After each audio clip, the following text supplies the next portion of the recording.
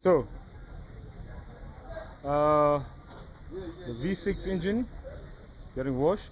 Yeah, what's up, my nigga? Now, today we were doing crown.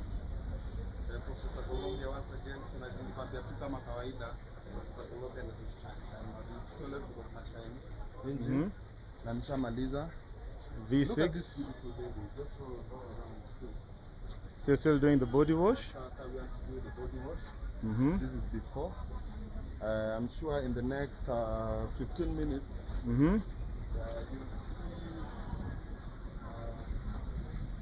In 15 minutes, you'll find out. You'll find out by what we mean by green box count. Your satisfaction is our priority. Okay. Look out for the after photos. Cheers. Toyota Crown V6 engine.